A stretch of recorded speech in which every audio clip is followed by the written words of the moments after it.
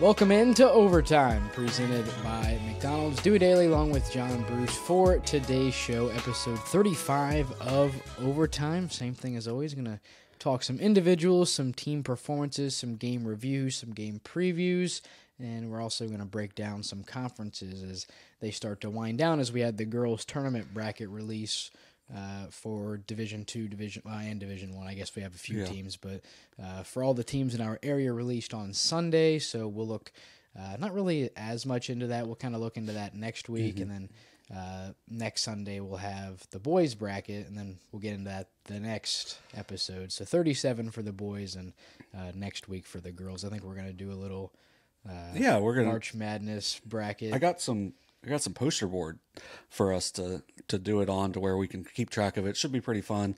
That way you can track if we're idiots for sure or not. I've already looked at it a little bit, and I've started plotting some games. Yeah, there's a couple. Is that what that you brought in? Is that what that was? Yeah, it's 5 pieces of poster board. Okay. I mean, we can each use a couple. When your mom works as a preschool teacher, and sometimes they don't use everything, so she was like, instead of going out and buying stuff, here's some things. That'll be that. I've been looking forward to that for a couple weeks. So we kind of get to do that 2 weeks in a row, and then just kind of get to follow it along to see if, I don't know, I guess some divisions and districts are going to be a little bit easier to judge than others, and then some are going to be really tough, but it should be fun. Yeah, it should be a good time. Now I want to rant about something real quick. Great. Stop getting dumb technicals. I mean, it's if you think a referee is going to give a quick technical, maybe don't say anything to him. Maybe don't taunt. Maybe don't do things very late after plays that are going to get the attention of the officials or possibly draw extra attention to yourself. Technicals do nothing to help your team win. So let's stop getting them. Like, coaches probably should get less, because usually if there's certain officials, if they're going to give quick technicals, sometimes they give a little quicker. I may have said something about that on one of our streams recently, but like, as a player, just don't say anything. It doesn't do anything. It doesn't help. Maybe you get a little frustration out, but just say it into your jersey. You used to do that. Oh, yeah. Yeah, I definitely got a few. Yeah, and that wasn't my favorite part of coaching you, but it's just it doesn't do anything. I'm sure that's a little bit of the AAU culture, a little bit, but like, usually if something's going on, you can talk to officials, but you can't try to show them up. So we need as many officials as we can get, and we also, like, I don't want to see a tournament game get decided because of someone spiking a ball, showing up the officials, taunting the other team. Like, just, if you get a technical for hanging on the rim because you dunked and there's someone under you and they don't realize that, like, that's one thing. Also, the dunking in a pregame is the worst technical. Like, probably should stop dunking in a pregame too, because if they see it and it gets called, then, it is a rule. That's such a soft technical. I hate that rule. But, it's just, I've seen a bunch this year. We saw one in the Unioto ZT game. I think that's the only one on stream we've seen. But yeah, I'm sure there have been a lot of other. Yeah, it's just like I've seen some other like, I think the Wheelersburg South Webster game at Wheelersburg started off with free throws for South Webster because Wheelersburg dunked in warm-ups. It's just like, and plus, all right, this is gonna be something else. I've seen a lot of kids not be able to dunk in warm-ups. Like, if you're gonna dunk. Yeah. If you can't dunk, don't. Like, if you're just gonna go up and grab the rim and be loud, don't do that, because it looks. It. I remember there was a team I went and scouted a couple years ago. It's probably like 5 years ago now. Literally every player on the team grabbed the rim, and none of them dunked it. And it was one of the most frustrating warm-ups I've ever watched. And they couldn't make shots in the game. So I'm like, maybe practice layups. Maybe practice jump shots. Warm-ups are very underrated. So that's all. That's all I had for today. Just had to get it off your chest. Yeah. All right, we'll start off with boys. We'll start individuals, as always. Timestamps down below. You can go down, see what we're going to talk about in the episode, skip right to it if you see something you like, so you don't have to sit through the whole episode to see what all we talk about. My voice is a little shot. I'm hoping it's a little hoarse. I'm hoping it's ready to roll by Friday. By Friday. I don't want to have a repeat of last year. Yeah, it was down at Minford too, wasn't it? Yeah, it was down at Minford, and it was around this time. It was right around the sectional round for girls, which won't be until next week. But, I mean, I forget what the date of that game was, but they got to be within, a week or two of each other. But yeah, you got to start drinking some hot tea. There's soda or something to clear it out. But we'll start with boys. Hey, did you know you can get hot tea from McDonald's? No. Overtime presented by McDonald's. Yeah. I was on the app to get my $1 drink, get the McDonald's app. And I see on the drink menu is hot tea. I'm like, I guarantee it's just sweet tea they throw in the microwave or something. It's horrible. But hey, it's an option, so I would not be trying that. Hey, you had the McDonald's app. It's a $1 drink. You can maybe it'll clear your throat out. Maybe. It probably won't. No, probably not. All right, we'll start off with some individual performances for boys. We only have 2 this week.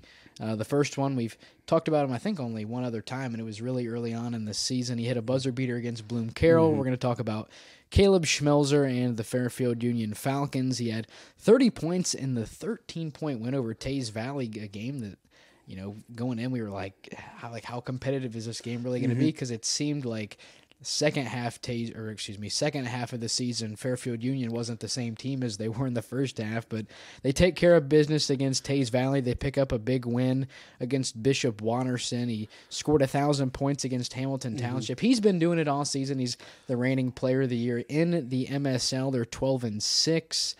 I can't remember exactly where they are in the RPI for Division II. They are currently 10th. Oh, they're but 10th. I thought they were higher than that. They were 13th a week and a half 12 ago. 12-6. Yeah.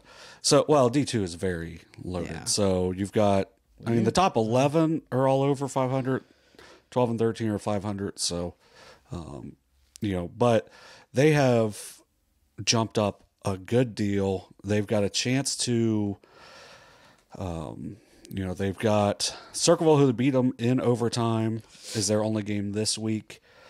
So, the game that would have really helped them if they could have pulled off a win would have been at Maysville next week, but that's going to be after the tournament draw. So, yeah, they only have Circleville this week who beat them 47-44 in double overtime. That was pretty much the end of when they were struggling, because that put them at 6-5. They won their next 2. Then Bloom Carroll absolutely hammered them, 57-21. Since then, they have beaten Amanda, Tays Valley, which is Tays Valley's only league loss, and then the other 2 games that you mentioned with Bishop Watterson and Hamilton Township. Hamilton Township's had a really good year, and they just absolutely put it on them on Saturday. That was one of those strange, I don't understand why the MSL does it afternoon games on Saturday.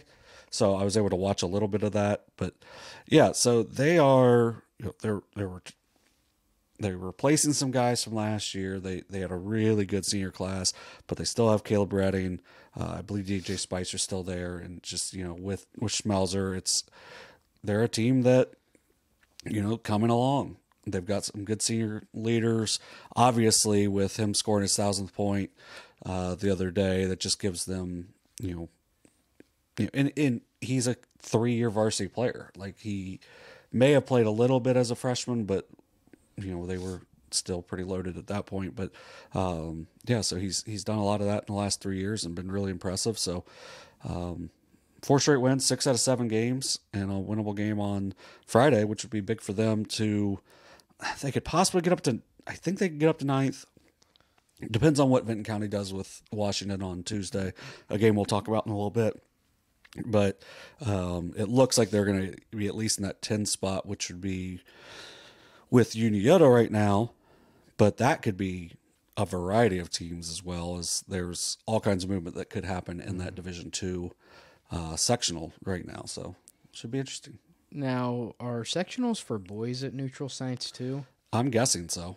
I didn't know. I thought all sectionals were at the higher seeds. I did too. So that must be a new thing this year, which is the only way that I won't be thoroughly annoyed with them taking so long to get the things out, because they're trying to find like midpoints. Yeah. Although some of the SBC schools have to go to Hillsborough in the girls area.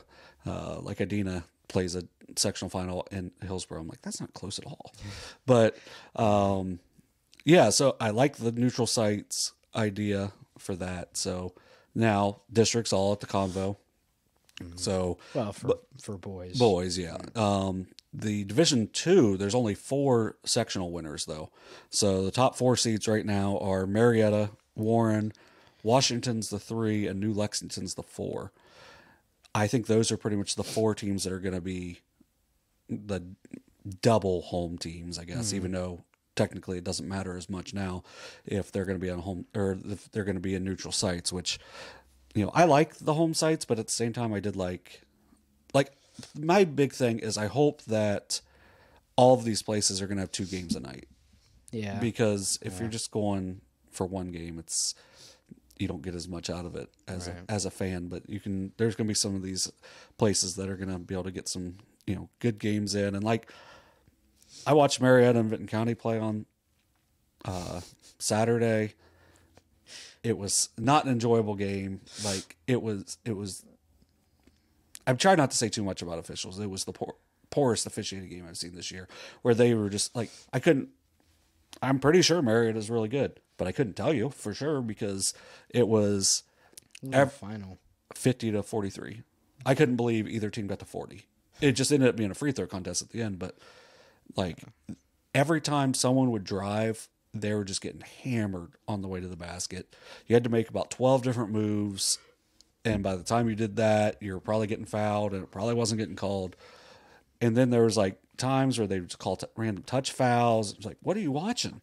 I'm pretty sure Marietta is really good, but I once again couldn't tell you. So I'd sign up to watch Vinton County and Marietta again with better officials just to see, because I think Vinton County matched up with them, you know, physicality wise. But yeah, so that would be, you know, Division II is going to be really tough to get out for whoever does. And right now, if you would go by seedings, Washington and Miami Trace would play for a 3rd time in the sectional final if the seedings would play out. So, you know, I think we were going to have one of the girls' teams potentially play 4 for times. a 4th time Peebles and North Adams.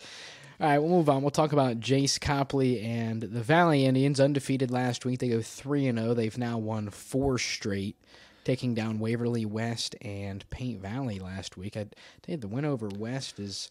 It seems like everybody sort of has trouble with West, and they're able to pick up a 6-point win over the Senators. I think... Who did we say has... That might have been the biggest win at West all year. Oh, was that at West too? Because I know Minford has West Tuesday night. Is that correct? Yes, and that's at home, but they only won by 2 at West. Yeah. Wheelersburg won by 1 at West. Seems like South Webster won by 6 at home against West. They've got to go to West, though, so that's going to be one. But, yeah, so Jace Copley, 27 points, 8 rebounds in that 49-42 win over Waverly the other night. They missed a lot of layups in that because he probably would have had 5 or 6 assists in that. He had 3 pretty solid dunks on the fast break, and just he's just a complete another level of a player, and I feel like his teammates are doing a good job of coming along. I was really impressed with Christian Coppin on that game. I think he came up a couple points short of a double-double. I think he had 8 or 9, and he had 10 rebounds in the game. Doing so as really a small forward. Chase Davis played pretty well. Parker Lute didn't get going scoring-wise, but he's a big part of that team. And then Brendan Weiss, I really impressed with him athletically. I mean, we saw him a little bit in football. We've seen him in baseball, and he's a good athlete. So for Valley, picking up the 3 straight wins, really big for them, or 4 straight wins now, really big for them moving into this week. It's not very easy with Wheelersburg on Tuesday, and then you go to Waverly on Friday. But, with a player like Copley, I think, let me look, because they moved up a good bit. I think they're still pretty low in the seeding, but they're a team that I don't think the higher seeds are going to want to see, because you still got to deal with Copley, and they're getting better. Right now they're a 16 seed. Valley. Yeah. They'd be a 16 seed, which would be Minford in the sectional final. They'd have to beat West to get out. But, of course. But I feel like if they can win one of those 2 games this week, they'll jump Nelsonville, York, and I think that'd probably be it, which would be 15. And North Adams, not any easier than Minford. So it'd be a really tough road for them to go. But if you're a Valley fan, make sure you go out there and watch this week, as Copley is an outstanding player, and I really think is going to be remembered as one of the better players in our area, even if this year hasn't been the most successful for the Indians.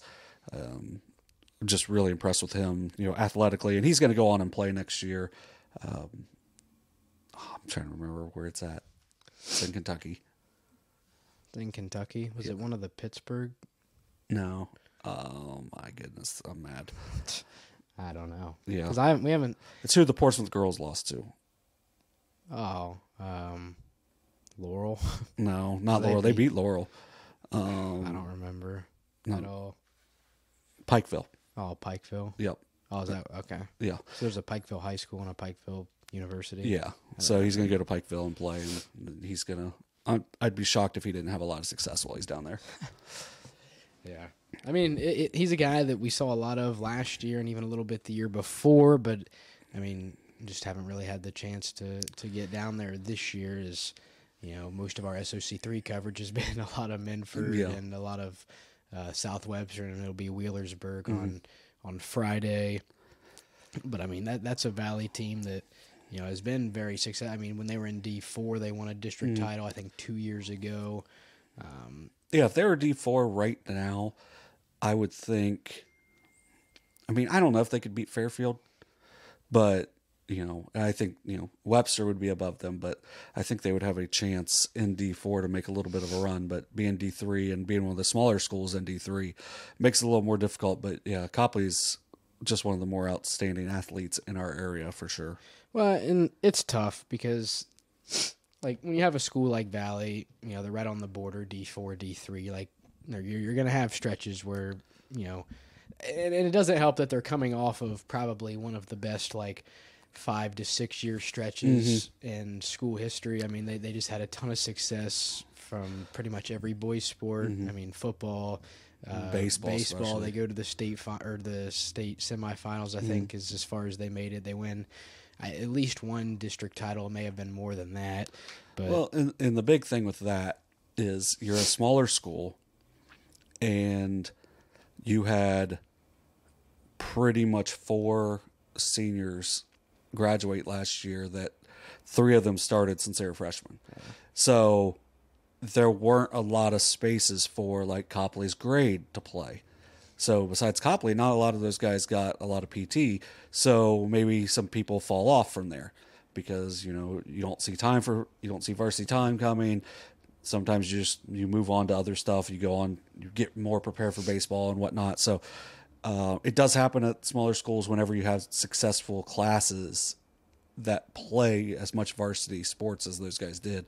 And I think you're seeing a little bit of that this year, but the young kids are pretty good for Valley. So they're going to come along, and I wouldn't be surprised if in a couple of years they're going to be in the SOC3 race. I don't know about next year, but maybe the year after. Yeah, just kind of weird that Valley is in the Right. SOC3 and then, like, Northwest is in the SOC2. I feel like they should probably switch. Even, like, how big is Portsmouth West? Are they...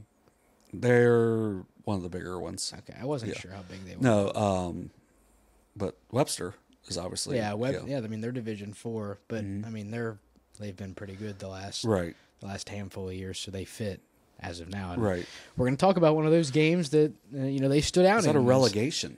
That's what it is. A relegation. Promotion and relegation. You go up and down based on success or maybe moving on. They really did do that in football for a while because Northwest dropped.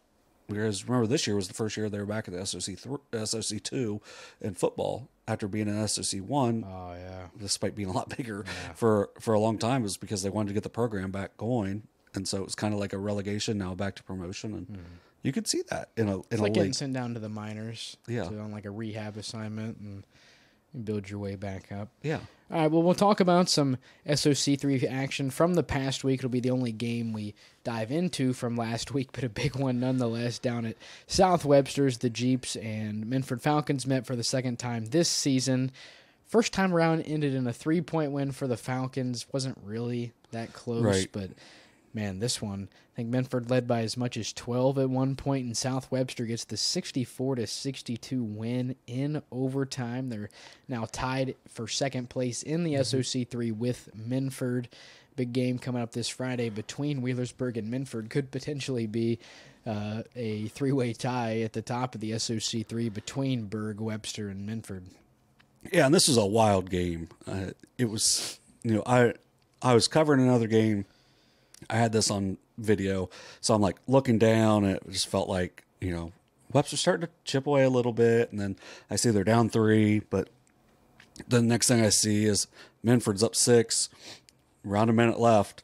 Well, 6-0 run to end the game for Webster, forces overtime. And this is another thing. I should have ranted about this earlier. Offensive rebounds on free throws, it happens way too much, and especially because you're up further now, it shouldn't happen as much, but it happened here. Webster scores to cut it to 2, misses the free throw, but gets the offensive rebound. Tyler Summer does. He gets a putback that forces overtime. Montgomery misses a long shot that would have won the game. It wasn't off by much. It goes to overtime. In overtime, Webster's able to take the lead eventually at the free throw line. They're up by 1, seemingly get a stop, and then saving the ball under their own basket. It ends up going back to Tyler Summer. He scores, and then Minford unable to score on their final possession.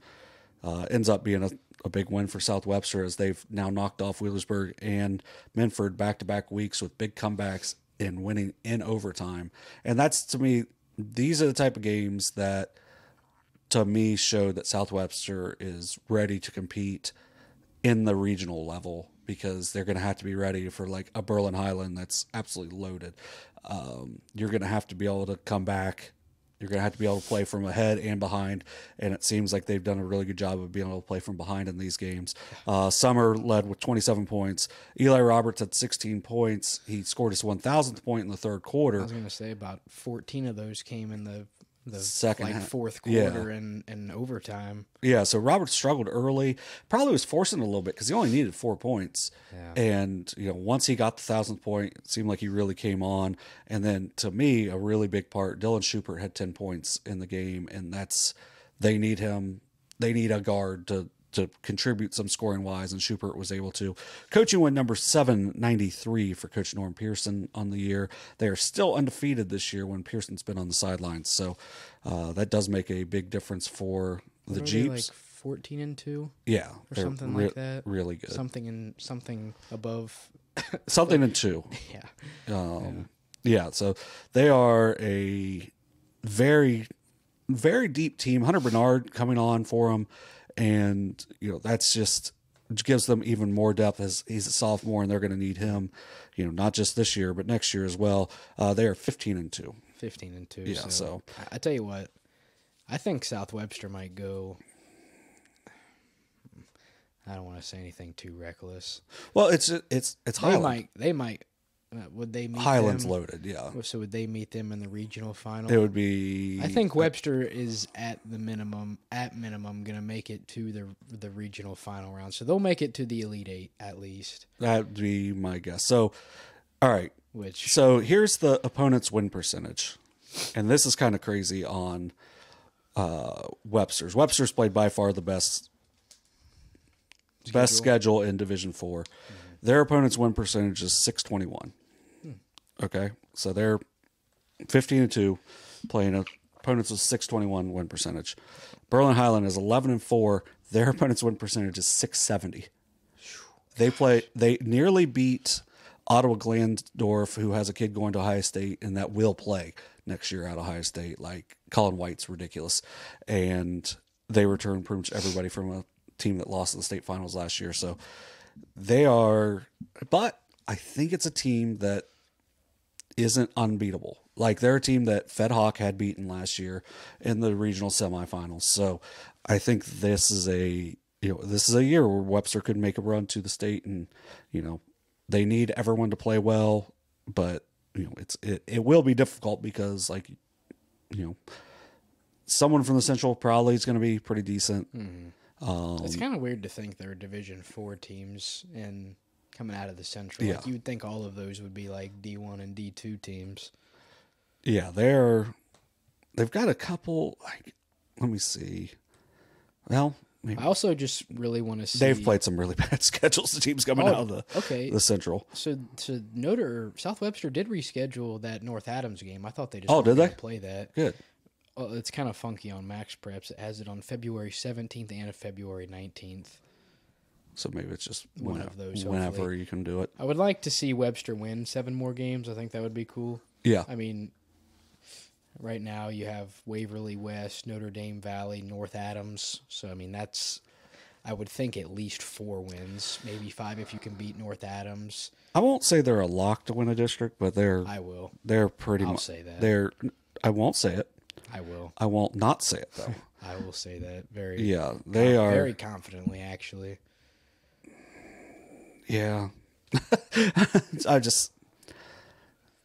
Yeah. Especially in our district. Well, and with who they would play. It doesn't. I mean, they're not going to play Fairfield before.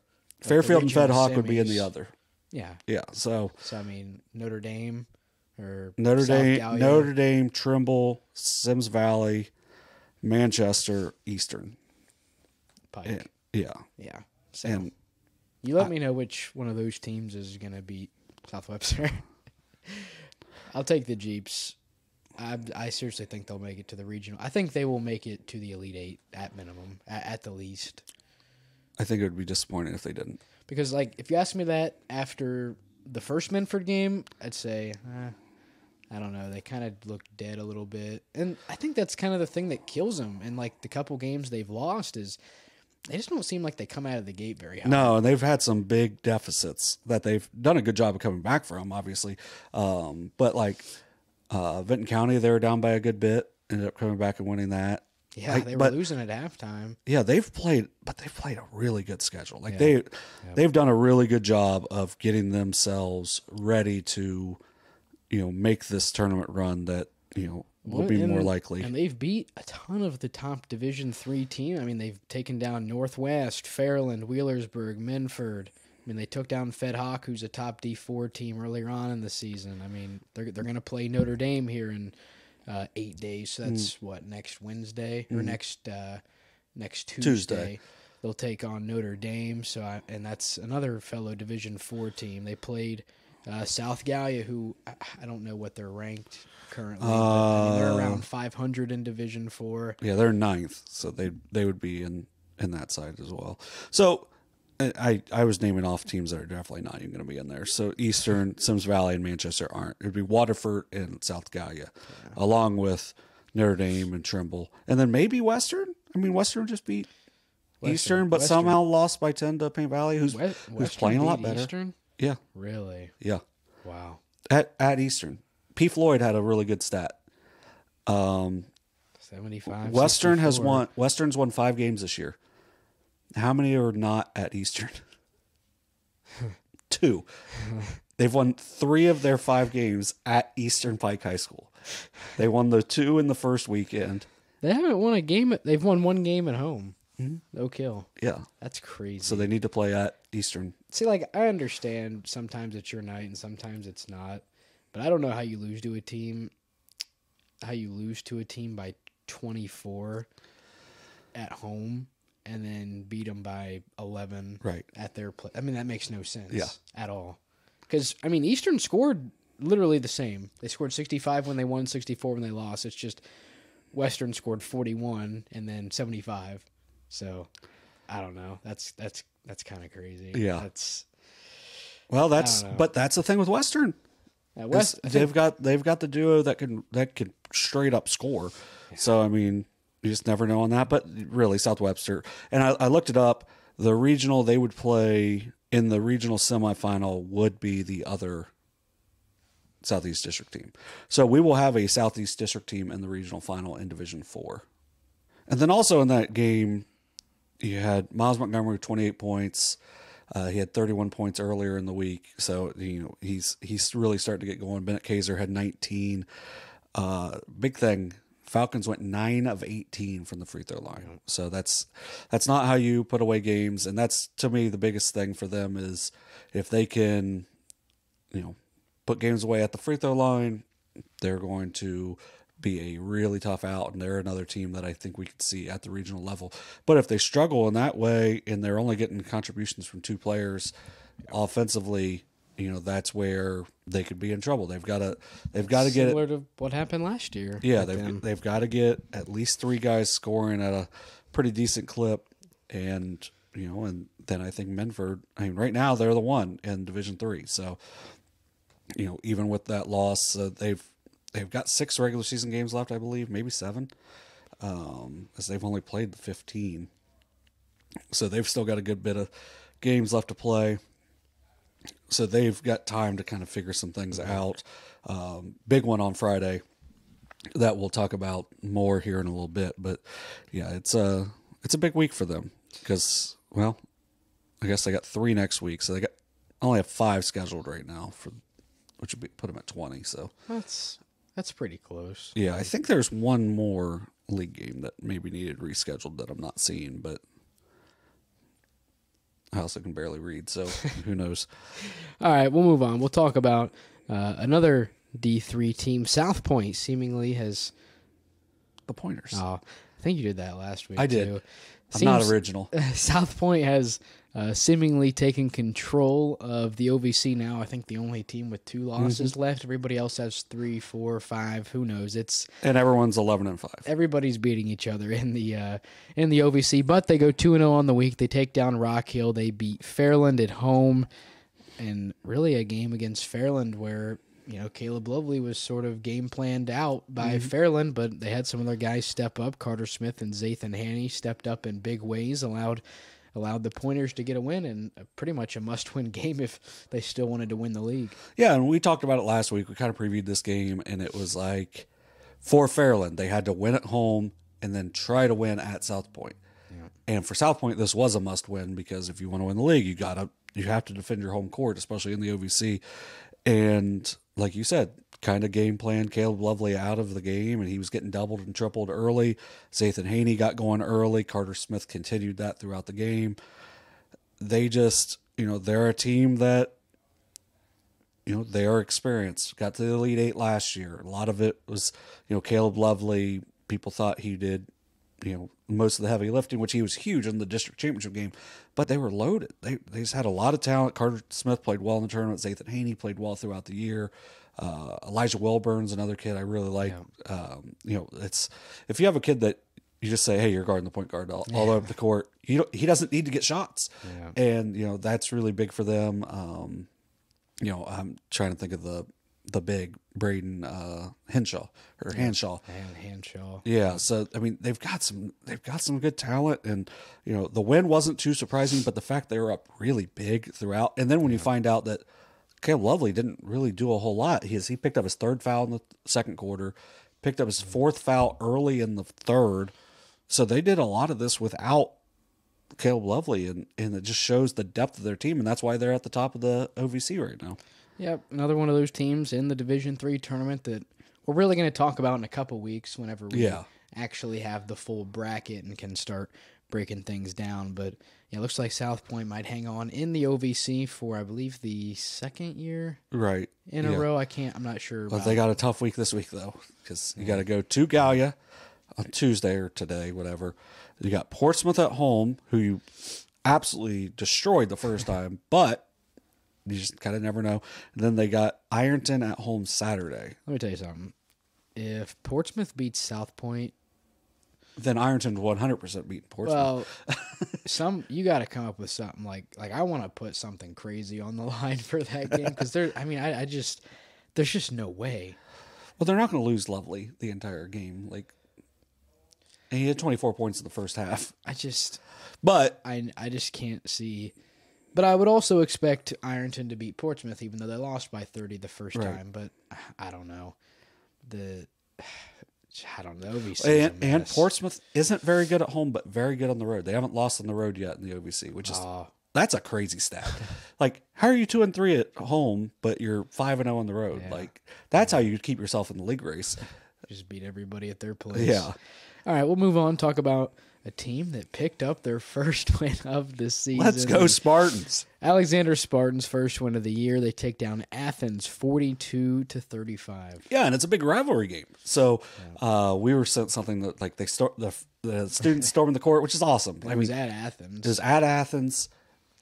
You know, they're a team that they had gotten close. I just remember watching last year, coaching against them in the JV level a couple years ago, and I did not think they were going to win a game this year, like at all.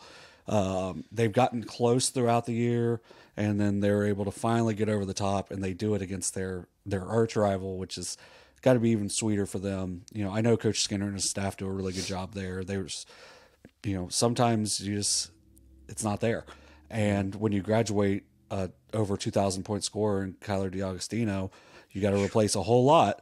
And, you know, it's been a rough year, but congratulations to them. Mason Morris with 17 points. We talked about him earlier this year because he had 30 points in a game.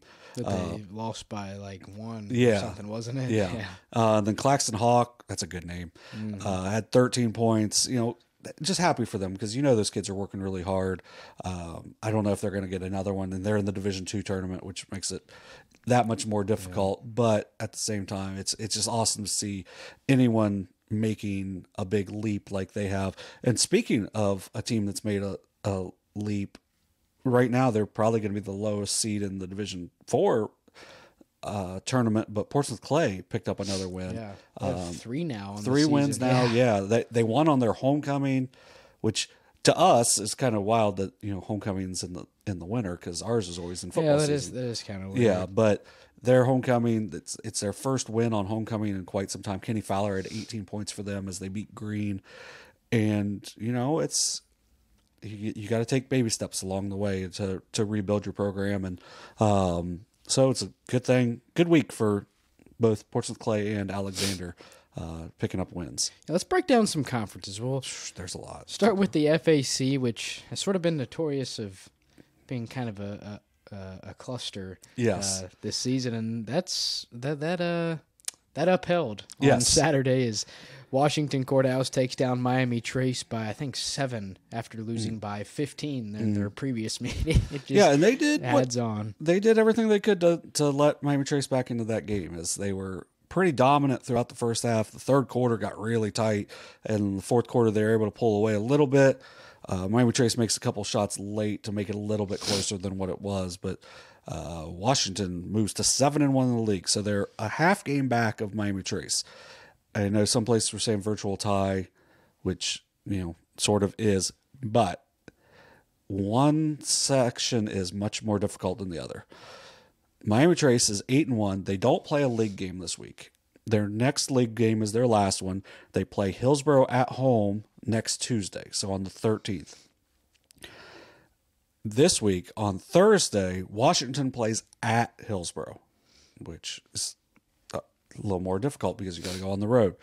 But they also have a game that needs to be scheduled with Jackson, which as of this taping, I hadn't seen a new makeup date. But that game at Jackson as well. And Jackson is the third place team by a long way in the FAC. So Washington has 2 difficult games left in the league. Miami Trace still has a pretty difficult game left if Hillsborough can kind of find their footing, because they were really good early in the year. I think they've lost like 8 of their last 11 though. So, you know, but still, Hillsborough has a chance to be the spoiler in the FAC for one or both as well. So that's going to come down, you know, whenever that Washington Jackson game gets made up, so that chance for Washington to win another FAC title.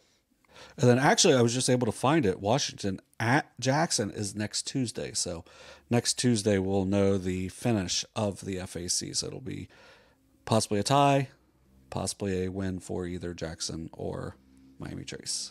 All right, we'll move on to the MSL-Buckeye. Currently, Taze Valley out in front in that conference. Yeah, this one's a little easier. They're up 2 games over Bloom Carroll. They play Hamilton Township on Friday at home. They play Amanda at home next Tuesday, and then they're at Logan Elm next Friday. So win 2 of those 3 games, and they are league champions. Win 1 of those 3 games, and they are guaranteed a tie. So they're in pretty good shape. So because Amanda's at the bottom of the league. They've already beaten Hamilton Township and Logan Elm once each, so I think it's going to be Taze Valley. Yeah, they've been a powerhouse all year, and that's kind of why the one loss to Fairfield Union was kind of surprising, especially after what happened in their first. Although I think Taze Valley only beat them by 6 the first time around. So yeah, but Taze only beat Circleville by 3 on Saturday, I believe. So it's maybe. MSLs. But also, this is. Everybody's sick, so maybe there's illness going through there or something. But so you never know. Hamilton Township's had a good year, so if they can get a win, then you just kind of never know at the end of the year. All right, let's move on. We'll talk about the OVC. We've kind of already talked about it a little bit, but a lot of things that could go right or could go wrong for pretty much like 5 or 6 teams right now in the Ohio Valley Conference. Yeah, if you're just thinking, oh, what's this team's record? Well, they're probably 11-5 or 12-5 if you're Chesapeake, because Chesapeake's played 1 more game. South Point, Fairland, Ironton, Portsmouth, all 11-5. In the conference, Fairland, Ironton, Portsmouth, all 7-5. So they all have identical records. Chesapeake does have a half game over those teams. They're 8-3, 12-5. South Point, 8-2, 11-5. So, like we mentioned, I completely screwed up when I typed this out because I had South Point playing against South Point on Friday. But South Point playing against South Point. Yeah, but that's Portsmouth on Friday. So they've got Gallia Academy on Tuesday, South Point on Friday, and then Ironton on Saturday. So pretty big week for South Point. Chesapeake, kind of a make-or-break game on Tuesday. They are at Fairland on Tuesday night. That's a big one because pretty much losers out, I would say. Not guaranteed, but probably. I think 4 losses is going to be too many. But then they're at Rock Hill on Friday. Fairland, as we said, home against Chesapeake on Tuesday. They are at home against Colgrove on Friday. Ironton at Portsmouth on Tuesday. Portsmouth not very good at home, as we've stated. They have Gallia Academy at home on Friday, and then South Point on Saturday. And then Portsmouth, they are hosting Ironton on Tuesday. They're at South Point on Friday. I believe they may play that Fairland game this week as well. The first of 2, because they're going to play Fairland twice coming down the stretch. So let me take a look-see-poo right here. And really, these games are all really big in the league race. I guess Portsmouth is 12-5 now at this point, after they beat West on Saturday. So they play Fairland at home on Saturday, then they're back at Fairland on Tuesday. But yeah, so right now in the RPI standings, Fairland is 5th, Portsmouth 6th, Chesapeake 7th, South Point is 8th, and Ironton is 11th. So, we could see a third matchup between somebody in there, but these teams, they need to put some wins together before Friday's deadline. So, pretty interesting week in the OVC. So I think we may have a little more clarity at the end of the week, but. And here's what I don't get is with everything being computer generated now, it means like that. It happens. There's no coaches polls. There's no nothing. So why not just have every regular season game be included in it? Because it makes no sense to cut it off because, let's say weather's bad and you're playing a team you're probably going to lose to, reschedule it till after. There's a lot of games that are rescheduled till already after. Because then you can play it just for the experience aspect, and so your kids have another game, but there's no effect if you lose, and there's no effect if you win either. But if everything is computer generated and it takes a millisecond to, calculate the RPI and calculate all the seedings, there's no point in not, because we're going to go watch Fairfield and Eastern Brown, who are two Division III teams, next Saturday. Probably a pretty that big game should matter. No, it should really matter because they're two top 10 seeds in Division III are close to it. Yeah, and it doesn't even matter. Yeah, and same thing with it matters for pride, is it? In the Northwest and Eastern Pike game we're going to go see next Tuesday. I mean, they're not in the same division, but I mean, yeah, it should matter. But it's on the 13th, which I think the 10th. The 8th or the 9th. The game's on the 9th. So not even Saturday's games matter. Yeah. So no, you're thinking way too much because I put a tweet out last night. The RPI just wasn't updated for the last 48 hours. It was updated sometime this afternoon. But yeah, they just forgot to update it. So maybe because the computer isn't as good as you would think. But yeah, you're right. There's no reason every game shouldn't matter, because why wouldn't you reschedule a big league game for after if it's like a 50-50?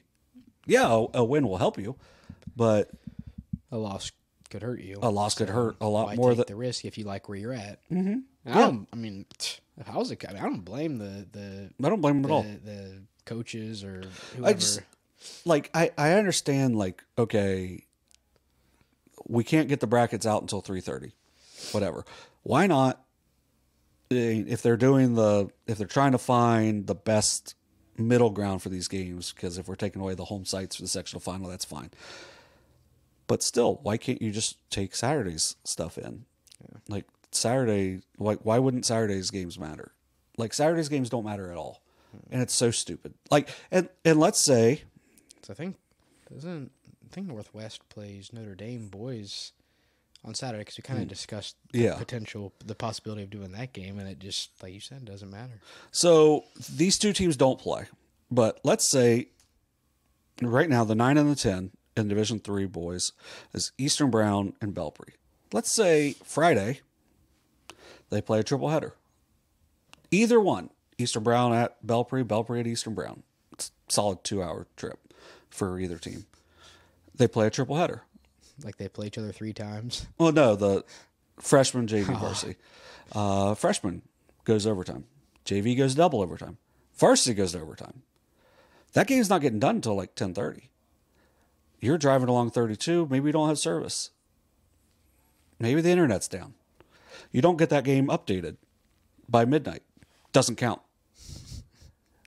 A lot of things have to happen for those Friday night games to not get inputted. But a coach could just go, I'm not reporting it. I'm not reporting it. If they report it, that's fine. But let's say they just don't.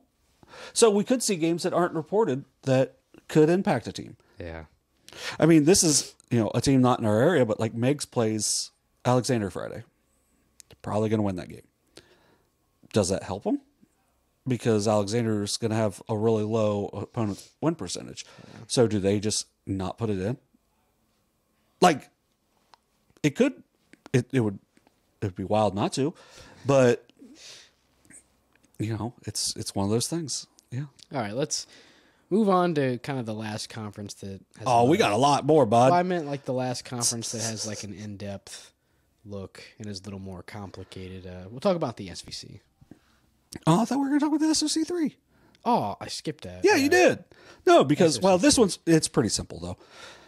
Wheelersburg 6-1, Minford 4-2, South Webster 6-2. Webster has Waverly and West at West though on Friday, so that's one to keep an eye on.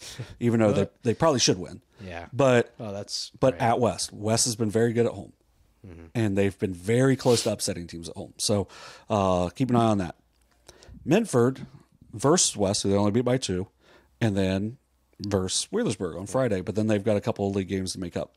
Wheelersburg will, if they beat Valley and they win at Minford, would go to 8-1 with one league game left, so they would clinch a share at that point.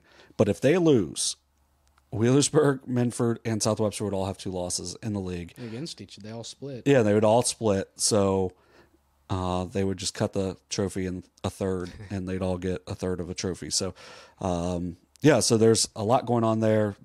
Pretty much Wheelersburg just has to win. Yeah. Wheelersburg wins, they're good. It's going to be tough, though, because Minford very good at home. And it was only a 2-point game at I don't think Minford has lost at home this season. Because they only have 3 losses. One was down at Shawnee, one was at Webster, and one was at Wheelersburg. So undefeated at home. Yep, one of the tougher places to play in the area. So all right, now let's move on to the SEC. Yeah, get to my area. 3 of the top teams here. Yeah, so Unioto 8-1. I don't even have their record in right overall, but what are they? 13-5? No, 12. 12. Yeah. So they're at Westfall on Tuesday. Huge game. They have not won. Well, we'll talk about it more. They haven't won there in a few years. At Paint Valley Friday. Paint Valley not having a great year, but they've won 2 of their last 3. They're playing a lot better. Unioto hasn't won at Paint Valley in 2 years. Then they're at Huntington on Saturday, who's also not having a great year. Probably don't have a fun stat about that. They did not win at Huntington last year. Oh, really? Well, that was because Huntington's floor got flooded, and they played down at Waverly. Yeah. So, and they barely won down at Waverly last year. So, you never know. So they're 8-1. So they're half game up on Westfall and Zane Trace. Westfall this week has Unioto on Tuesday, and then Piketon on Saturday. Both are at home. Zane Trace 8-2, 8-8 overall. Yeah. They've got Southeastern on Tuesday at home. They have McLean on Friday at home in a non-league. I think they can win that their one. First, they're good to move to 1-6 outside of the conference. And then they're at Paint Valley on Saturday. So Paint Valley took Westfall to double overtime at home last week. So, they've got a chance to. But didn't ZT play Paint Valley kind of close for some reason? I might be thinking of something else. The big thing is, I was thinking of Adina. Braylon Robertson is he had 20+ points twice this week, and he may have on Saturday too, but I didn't get anything on that. But they played Valley really tight down at Valley, so I mean, Paint Valley is, if any of these teams overlook them, could really mess with them in a big way. Adina has 4 losses, so they're pretty much out at this point. Do we need to mention the Shack? Yeah. Right, North Adams, congratulations. Fairfield, congratulations. But Fairfield did lose to Fayetteville. Yeah, that was kind of odd. Fayetteville, 7th and 8th grade tournament champions in the Shack. Fayetteville might be on the rise. Hey, the Rockets. Yeah, the Rockets are launching. Yeah. They're starting their countdown. Yeah, they beat Fairfield. Fairfield beat Fairfield by 1 at Fairfield. Fairfield actually had a shot to win. It was no good. The rebound goes to Fayetteville, and they just kind of were able to dribble it out. But a really good win for Fayetteville. Fayetteville's one that, we won't go in depth over their tournament draw. But in the Southwest in Division 4, they'll have a pretty good chance to make a little bit of a run down there. And then the TVC-Ohio, Vinton County at Meigs, maybe got rescheduled earlier in the year to after the tournament draw. I don't know who would have just talked about that. But yeah, Vinton County at Meigs on next Tuesday. That'll decide the league champion. Vinton County has no league losses. Meigs' only league loss was to Vinton County early in the season. They've had some injury concerns, Meigs has, but they've had a really good year. They just had I believe, 13-game win streak snapped against Marietta on Friday. Vinton County? No, Meigs. Oh, Meigs. So they both lost to Marietta on the weekend. I would say maybe go down to that one, but I'm not going to Pomeroy. So. Last time I went to Pomeroy, I sent the bus on the wrong way back, and we couldn't get directions, so we almost just had to wing it. Yeah, almost got to West Virginia before we were like, this is definitely not the right way. We missed a turn. Yeah, Pomeroy is a little bit. Although we go to places like Winchester, we go to Eastern Brown, and like North Adams is forever away too. But Pomeroy is a little bit further than Pomeroy. Although Derek was just going to Proctorville, which that's one of the further places as well. All right, let's talk about a couple games. I think we actually have 3 we're going to talk about first one, Vinton County at Washington Courthouse. This one is tomorrow night. It's on Tuesday night. I mean, two of the teams that are towards the top of the Division II tournament in the Southeast. And I don't think you've said it on here, but like Washington Courthouse hasn't played a ton of games. No, 12-2. They've not played very many games at all. I don't know if it's like they were looking for games at one point, and they were like way low on the amount of games played. So got to figure that part out. Yep. But I think it was like they had 19 games scheduled at one point. Right now, it looks like they have 18 games scheduled. They still have to. I think they had. Maybe they'll make up the Zane Trace game. I'm not sure. Yeah. Because that one was actually Zane Trace that canceled that because they were extraordinarily sick last week. But they pull off a big win on Saturday. Garrett Rickman had 17 points. Isaiah Haithcock with 13. It's a team that they have three guys with John Wall also that can get going at any time. Will Miller normally shoots the ball pretty well for him. Was a little bit off on Saturday, but gives them another option. Noah Haithcock, Gabe Taisei aren't the deepest team, which I think is a big advantage for Vinton County. Vinton County led by Garrett Brown, Cobra Sharp, Ashton Allman. Garrett Brown, he had 33 points against Nelsonville in a win. We talked about him earlier in the season. He got over 1,000 points. He had 20 points. 15 points of those came in the fourth quarter against Marietta. It's a team that they've done a lot of winning this year. They're going to win at least a piece of the TVC-Ohio, maybe get a perfect TVC-Ohio season. But this is a big game for them. Their 19th game, only the 15th for Washington.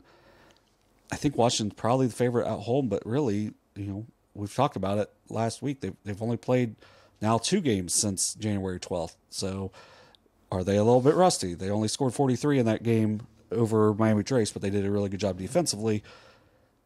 I think this one's going to be an interesting game for sure. Yeah, I don't know. I mean, I know it's all just calculated based on the RPI, but just the fact that Vinton County is 14-4, yeah, or 13-4, and they're pretty low. Courthouse is 12-2, and Courthouse is third currently, and Vinton County is ninth. I thought Vinton County was a little higher than that, but they've slowly been dropping lately. 14-3, sitting at 5 when Vinton County beat Meigs. Now I know the head-to-head isn't like part of the calculation or whatever. Well, and that's if you look at like Unioto over Jackson and behind Miami Trace, where they beat Miami Trace pretty handily and lost pretty bad to Jackson. So it's kind of everything's just kind of thrown out there. I guess that part of it takes it out of the coach's hand in that way. But yeah, so that's a big game for Vinton County. Vinton County wins that, they probably are going to get a home game for the first game. I think I don't know. I don't think there are any home games. Well, that would be for the semis, so I don't know. I don't even know if that exists. Right. So we'll see. Maybe they get a better draw. I don't know. Maybe. But a win there. Jackson plays Meigs on Tuesday also. There's a lot of games in D2 that could shake things up. All right, let's move on. Another game Tuesday night. Unioto at Westfall. A lot of league implications on the line on this one. This is one of Unioto's toughest tests down the stretch here in the SVC. Yeah, they've really struggled up at the Dome in Williamsport. They've won 8 straight games since 2024 started, and they started that with a win against Westfall at home. The Mustangs have won 5 in a row and 6 out of 7 since that Unioto game. They're led by Brody Clark. I had 20.2 points per game, but he's actually 20.9 points per game, as I got a late stat correction on that. Jeremiah Layton's averaging over 10 points a game in the last 7 since Joe Ray went out. Had to sit the second half of the season. So since that's happened, they got. There's no really easy way to say it. They got drilled by Adina. And since then, they've been really good. I mean, they've taken care of business. It seems like that was more, doesn't fit into the rest of what their season's been. Yeah. Brian Clark, who we talked about, or Brian Craig, who we talked about last week, has been good. Henry Barnes has been a lot better. Brendan Tuttle hit 4 free throws in the last minute to beat Lynchburg-Clay the other day as they finished on a 6-0 run in that game. Yeah, it's a team that 13-5. They lost all Ohio player last year in Casey Klein and Blake Buger, who 2 really good players for them, and they haven't seemingly missed too much of a beat. As to have a chance to win the SVC, though, they still have to win that game. They've got a really tough end of the schedule because they've got to go at St. Trace and they have Adina at home. So for Westfall, it's a must win. For Unioto, I mean, you finish with at Paint Valley, at Huntington, then Paint Valley at home, and at Piketon. So you still got to go on the road for 4 more league games, but I feel like you're probably the favorite in those games. But they've been playing without Zeke Showblock. We'll see if he's able to come back. Who knows on that. But during the win streak, Blake Hoops has averaged around 14 points a game. Been really big for them as he's came on the second half of the year. Blake Fitch has put his name quietly in the running for SVC Player of the Year, and this game really has a big, probably big implications on who's going to win that. As Brody Clark easily leading the league in points per game. Fitch only a sophomore though, and Clark a junior who has kept his points per game up, even though he went from kind of sharing the number 1 scorer responsibility to just being it by a long shot, and he has not lost a step at all. And Westfall's won the last 3 meetings at Westfall, also between the 2 teams. Yeah, I mean, like class aside, which I mean honestly, if you put Fitch and Clark in the same class, I don't see at this point how you don't give it to Clark. Mm-hmm. I mean, he's the only player in the league averaging over 20. Right now, that might trickle down because he's just barely over it by about a point. So that might trickle down to like 19.8 or 9 by the end of the season because they probably have, like 4 or 5 games left. 5. So, yeah. But he could also score 20 and over 20 in all of those. 4, I can't do math. But he could also score over 20 in all of those, and it could, be 21 and a half or something. But, I mean... Yeah, the last... And who's currently second in scoring, and what are they averaging? It might be Ray at this point, because I think Gerald went down a little bit. Gerald, Ray, those guys are right around a little over 17. Yeah, so he's leading the league in points by 3 points per game. In my opinion, I don't even think it's... Carson Freeze right at 17. Showblock was at 15 and a half. I think Showblock may have been a guy that he could have competed with that. I think, like, if we're being honest, if Landon Gerald stays healthy the whole year, he wins it most likely. But at this point, I think Clark is kind of the front runner at this point. That's who I would pick anyway. That's fair. I mean, he leads in a bunch of different stats at this point too. So, which hopefully that'll get updated sometime on Tuesday. All right, let's talk about our Friday night matchup. We'll be streaming this one, our lone stream of the week, Wheelersburg at Minford, second meeting between the two this season. Berg winning the first at home, 60-58. Once again, big stakes. We've talked about it a little bit this episode already. A win for Wheelersburg more or less gives them a share of the SOC3 and really puts them on path to win it outright. Mm-hmm. Yeah, so I think really outside of that locker room, I'm not sure if anyone would have picked Wheelersburg to win the SOC3 this year. As, I think we knew they were going to be young. We didn't know... With a new guy in Lattimore. Yeah, and then we didn't know what Lattimore would give them, but I think Lattimore's given them some toughness, a little bit of swagger, and, no one can guard left-handed people. Like, me and him actually talked about that after they beat Minford the first time. It was like, how much people struggle with guarding lefties, and he's done a really good job for them. They've got Ruckel, McGraw, a bunch of sophomores. It's a really talented group.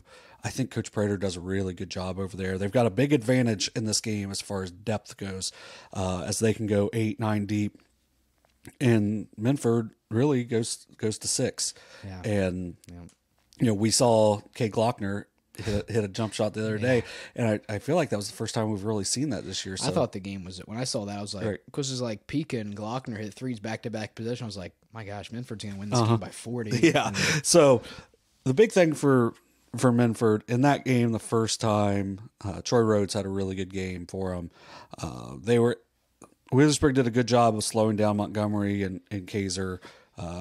They had 4 guys in double figures with Shoemaker as well, but it's a game where they need someone to go off in that game. So they need a Montgomery, Kaiser, or Shoemaker to really get close to that 20-point mark, if not above it. And I think Wheelersburg just has a variety of guys they can kind of throw at, Montgomery to just try to stay in front of him, make him more of a jump shooter. But he can do that. It's just, he's so much better when he's on the move to the basket. So I think that's going to be interesting. He had a big week last week. He had 31 points in the 5-point win over Miami Trace, 28 points in that overtime loss to South Webster. But he needs someone else to get going. So Shoemaker typically plays well whenever we're streaming. So yeah, good for about 2 threes from the top of the key. That's the only I've literally never seen him shoot a 3 from anywhere else. Yeah, so it's a game where they're going to have a bit of a size advantage, but it didn't really matter that much in the first game as Wheelersburg rebounds really well for their size. Minford, really tough place to play. Yeah. If they win, it's likely a 3-way tie for the SOC3 championship. It's still going to be, like we said, it's still going to beat West. But this one should be this is the game. We looked at the schedule. This was the big game that we wanted to get all year. I think we marked this one down right after we did the Webster game. Yeah. Because we were like, oh my gosh. And then especially after Minford loses at Wheelersburg, it's like, oh my gosh, we have to have this one. Yeah, so thankfully we're going to be able to get there and stream, and it's a really nice setup for us down there, and it's a good thing that we can get in there and stream, because I don't know if we could get in there and get in there and watch the game. So if you're going to go to that game, get there early, because that's going to be a big one. Yeah, I remember the Minford and Webster game, like I forget what the time was when you said it, but you were just like, I'd like to see Minford get something for Shoemaker here on the top of the key or something. Like 2 seconds later, he ripped one from the top of the key and drained it. So. Yeah, it made me look smart. One time this year. Made you look like you knew what you were talking about. Yeah, I had to do it once. All right, let's move on to the girls. We'll do the same. Start off the same way we started off with boys. We'll talk individual performances, a couple 1,000-point scores, and also just a couple of all-around great performances. We'll start with Milee Smith for Unioto, a double-double in their win over Adina, clinching their, I think, 2nd consecutive gold ball in the SVC. She's picked up a couple. Still technically have to win at Southeastern. Well, I should say clinched their second straight league title. They still have to win a few more. I think just win one more to win the gold ball, but second straight outright league title for Unioto. Yeah, she had 28 and 10 in that game, 4 steals. Funny thing was, I have the score wrong on here too, because I put this in as soon as the game happened, but the scoreboard was wrong the entire night. They only had 62 points. So it was a 13-point win instead of a 14-point win. But yeah, she's averaging 18 points a game, 6.5 rebounds a game, shooting almost 60% from the field, 78% from the free throw line. Big thing for her was to improve her outside shooting, which she's done this year. And, just has been an outstanding player. She's got some big-time offers. She's going to go play somewhere pretty nice. She's going to make a coach very happy. She's only a sophomore. Yeah. She's very even keeled. I don't know where we've heard that before. Somebody, I've never heard that in my life. But yeah. So wait, did we hear that? Your dad was saying that. Oh, okay. Okay. Yeah, just very even throughout the game, and they've got Amaris Betts, 1,000-point scorer. Maybe don't have Maya Hamilton for the rest of the year. We'll kind of see what happens there, but it's a team. They were the 4 seed. They're probably not gonna be real happy with that, but I am. I'm excited. Oh yeah, because now we're gonna get Unioto. Well, hopefully they both have to get there, but it looks like we might get Unioto and Fairfield in the district. And that was our big game last year that got canceled the day of. TKDS. Yeah. So I think I think that was going to be a great game before Hamilton got hurt, but I think this is a team that they're still really good. So I think it would still be a really good matchup. They've got to beat Marietta. They've got to get out. They've got to get there. I think Fairfield still has to get there if they're going to get there. Don't they play like the winner of Gallia and somebody in their first game or something? Something like that. And then they've got a little easier road. But that's what happens when you're the 1 seed. Yeah, but I think maybe they would have to play Warren, and Warren's got a really good freshman. I don't know if that'll matter as much, but let me pull this up really quick. Not quickly. Shut up. At all. Warren and New Lex. I mean, Warren is 12-6. I mean, they're decent. They've beaten Marietta. So I think we've got a really good chance to see that matchup in a district championship game, which we would definitely be excited to get there.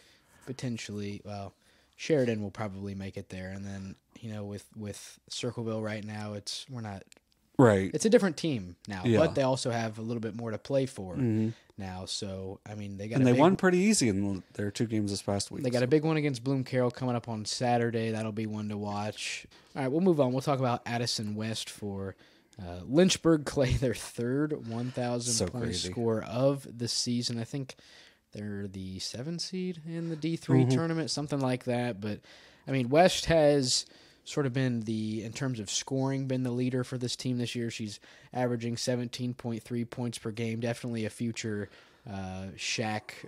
The Shack doesn't do multiple all-league teams, so just a future all-Shack selection. I mean, she's had a great year. I think she's only a sophomore or a junior. She's a senior. Oh, she's a senior? Yeah, all 3 are. Oh, I thought one was a sophomore. Okay, I must be thinking of a different school. No, West didn't play as much early as the other 2, which is why she ended up doing it last out of the 3. While averaging the most. The most, yeah. So she's really came along in her career as she's gotten better and better. I saw her as a sophomore. Then last year I saw her as a junior. I'm going to try to get down there and see them this week when they play Peebles. That would be on Thursday. And, I just to see the growth of her game. And, that's why she's got a bunch of offers. She's going to go play somewhere next year. And I think she's going to be able to help pretty quickly as she's really gotten better overall scoring wise. They're 14-5, 10-2 in the Shack. Probably not going to win. They would need a lot of help from West Union. But, the three 1,000-point scores in one class is pretty insane. Yeah. I went through, I updated the SVC site. I completely missed the Southeastern boys somehow. But like the Southeastern boys had 2 players that were both 1,000-point scorers in one class.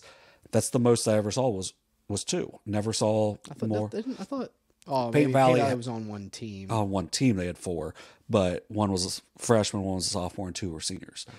But 3's pretty wild. 3's pretty wild. But that also shows that for the past 3 to 4 years, and obviously not full 4 because you said West didn't play much early on. That's just kind of been a 3-man or a 3-woman show for them. Yeah, and then like Jade Massey, she kind of does a little bit of everything for them. 13.6 points, 6.8 rebounds, 4.1 steals. I think she's around 4 assists a game as well. Macy Etienne is their big outside shooter, 11.8 points a game. She's around 4 assists as well. They're a team that I don't think anyone's like going to be thrilled to see. They still got to get better defensively because that's been the big thing. And then depth as well. But they're a team that they're going to have 3 kids that can really score. So you got to, pick your poison when you're guarding them. And they would most likely would play Wheelersburg, I think. It'd be Minford. Wow. Well, Wheelersburg first. That's going to be yeah. That'll be a fun one. I don't know if I have the Mustangs making it out of that one or not. Yeah, well, we'll see. We'll see next week. Yes. So, so congratulations to Addison West on her 1,000th career point. Yep. We'll move on. Our last. Not our last. Our second to last. I didn't see it because it was on a separate page. Yeah. We'll talk about Daysha Reid. In my opinion, sort of the X factor for the Trojans. Only a junior, so they're going to get her back next year as well. Scored her 1,000th point. Here, I think in the last week or so. Big game coming up tonight. By the time this is aired, it'll be last night between them and between them and Fairfield. I'm excited to see how that one goes. If you didn't get a chance to watch the first one, you can go check that out on our YouTube pages. John and I went down there for that one. But right now, Portsmouth 17-2, the number 1 seed in the Southeast District in Division 3. I mean, this team is stacked, and Daysha Reid is a big part of that. Yeah, they clinched a share of their first ever OVC title the other day. So congratulations to the Trojans on that. And we'll see, once again, like you said, what happened tonight in that game against Fairland. So no matter what happens, it's Still got the 1 seed. yeah, in still got the D3 1 seed. And they are going to the state tournament. We'll see. Lock it in. Guaranteed. I'm probably. Man, that's good to guarantee it, but we need to. On NBA on TNT, Al Barkley has the. He has the guarantee it button. I know. We're gonna have to get one of those. That would be absolutely mashing it right now. Yeah, they are. I mean, their 2 losses are to Pikeville, which is obviously very good, and then the other one was to Mason, who I believe was number 3 in the state in Division 1, who has well over 1,000 more students. Well, wasn't the Laurel School a D3 team? Laurel School's a D3 team, yeah, or maybe they might be D2 now, because of just your competitive balance number. But they played a really tough schedule, and they're one of the higher RPIs in the state in Division 3, which that you're all around who you've played and whatnot. Fort Fry is up there as well. Fort Fry they beat down at Shawnee, so that's going to be I would say that's probably the regional final. And what between them and Fort Fry and Portsmouth? It's at UD, right? No, state would be at UD. Right, that's what I meant. Yeah. Give me Trojans making a trip over to Dayton. Yeah, right now. Okay, so that's third. I'm riding the wave. Winter, I'm riding the Trojan wave. Win or lose at Fairland. Give me because Fairland is D2 anyway. So who cares? So right now in the state in the RPI they are 5th. Portsmouth as which okay, well that's one outside of 4. Give me the Trojans. And none of those were in the southeast. Yeah. So I think them and Fort Fry is most likely going to be for a chance to go to state. Where's Fort Fry in the southwest or something? Southeast. Oh, they're in the southeast? They're the ones. They're the school that's like. Are they the 2 in D3? No, they're in the east. So they're okay. So I would pull it out. I would do it on here, but it's kind of blocked. But so they're in the east, not the southeast. So let's say the gray is a river, and it's about that wide. Waterford's here. Fort Fry is here. So they are like less than a mile outside of the southeast. It's in Beverly. Good baseball school. Yeah. Good football Fort school. Fry. Yeah. Really good girls sports too. So they're really good. With 4 teams or whatever. Yeah, they are in a 4-team conference. Makes no sense. I think they won it with Marietta and Warren and Point Pleasant, who's not even in the state. But yeah, so Daysha Reid had a really good showing on those in those showcase games as well. So she's had a really good year. Her and Sienna Allen are lead that team. But I think this is a team that, like you said, you guaranteed they go to state. I did. I think they have a very pull out that poster board. We'll very good chance to make write it on there. Yeah, right. Yeah, and then So. Yeah, we'll talk about one other player. Kiki Ingram for the Braves. I think we previewed in the previews way back in like early December. I think it was like the first episode we came back. We sort of talked about her a little bit. I think the first game you did this season was a Logan Elm girls game, and we said like this is a team that I think won like 3 games last year. They're 9-11 this year, so not above 500, but way better and way more successful this season. And Ingram is a part of that. She was, I think, the lone freshman on the All MSL-Buckeye. I can't remember if they do first and second team, but I think they just do one also. But she was like the only selection on that All MSL team that was a freshman, and now she's a sophomore. She's averaging 17 points a game. I think they won both of their games, or they at least won 2 games last week. She had 23 and 30 in those. So, I mean, she's just been getting it done for them all year. Yeah, and she's not the only sophomore. Kimberly Petty had a good week also. I think she was in double figures in both of those games as well whenever I was looking this up. But, yeah, Ingram, like, not very big. Good. But a sophomore. Yeah, right? Sophomore does a really good job handling the ball, shoots the ball really well. They're probably a long shot to make, a district run this year, but 6 more wins this year than last year, already in really good shape to, progressively keep getting better and better. And that's a program that was really low before that group of sophomores came through. And, and there's a reason why, and that's her 17.6 points a game. And, anytime you go over 30 in a league win, I want to celebrate you. And I'm excited to see how much better they get over the course of the next 2 years as well. Yeah, I was going to try to pull up the bracket real quick because I didn't remember who they were playing, but I'll go ahead and talk about our next team while you maybe do that, and then you tell me when I'm done. No. Okay, then we won't do that. Anyway. Hold on. Hold your horse. So they're the 12th seed. Who do they play in the, I'm assuming, a sectional semifinal? I think it would be straight up final. Oh, sectional final? Who do they play? 16, 17, 15. Yeah, so they would be straight into the final. They'd play Marietta. So, I don't know much about Marietta. I watched them last year. I think I don't know if they're beatable at that level, but I mean, Fairland beat them by like 50 earlier this year. But I mean, that's Fairland. That's Fairland, yeah. All right. Yeah, Marietta's a pretty good team. I mean, they're 16-4 for a reason. But yeah, Fairland beat them 76-32. All right, well. Fairland's good. Yeah, Fairland is very good. All right, we'll move on. We'll talk about. Gosh, I almost didn't make it through that one. All right, we'll move on. We'll talk about South Gallia.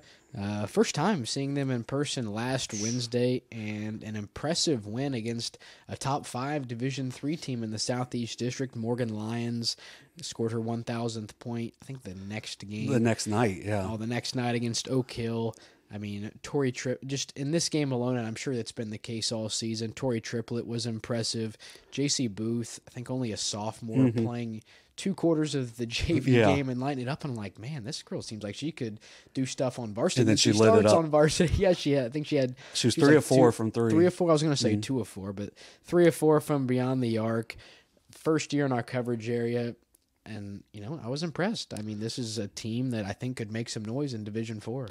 Yeah, they are, Morgan Lions is, 26 points, 8 rebounds, 6 assists, 6 steals in that win over North Adams. And really, North Adams, put their best defensive player on her in the third quarter, and she didn't take a shot in the quarter. So if maybe the game would have been going a little different, she may have got her 1,000th point that night. Yeah. But she just needed 6 the next night and gets it. She's going to Rio plus 20, and I'm pretty sure. I'm pretty sure she's going to play very quickly down there. She can do a lot of things for them. I thought she had a really good floor vision, as well as obviously rebounding and help side defense with the steals. But yeah, JC Booth, 3 for 4 from 3. Yeah. Knocked down some big shots for them. They're playing without Emma Clary. If they had her, I think they're probably the 1 seed instead of the 3. Macy Sanders, Lindsay Wells was really big in that third quarter. She had all 5 of their points in that quarter. I think she knocked down a 3 or 2 during the game too. So. Yeah. So then, and Madison Summers, another one that gives them good minutes. And shout out. Both South Gallia and North Adams, is that JV game was the best JV game we saw all year. Boys or girls, that was crazy. Yeah, it was high scoring. It was really highly skilled game, and it wasn't sloppy. It didn't seem like it was very organized. Yeah, and I will say, like, for South Gallia, because Lions and Triplet are both seniors, right? Well, they got a lot, and like. For Booth, like, didn't really get the chance much to dribble a whole lot in the varsity games, more catch and shoot. But just watching her dribble around, like, I think they're going to be okay next year, at least in terms of having a ball handler. And you're going to get Clary back, right? Oh, she's not a senior, only a junior, only a junior. So I still think, like, especially in the SOC too, like in a league that they more or less just dominated this year. Now they still have to play Sims Valley on Thursday, but they beat them by like 25 or something the first time. So I think when we're previewing next year, it's going to be a lot of, is JC Booth going to kind of step into that like Morgan Lions role where she's, facilitating, not just catch and shoot, but pairing that with her driving ability. We saw a lot more of that in the JV game than we did in the varsity game. Yeah. I'm about to die over here, but no, that's all right. I'm excited to see what this South Gallia team does in the tournament and kind of what they do next year with sort of the younger group they have now. Yeah, they're the 3 seed. They're at Sims Valley on Thursday, which would lock up a perfect SOC2 season.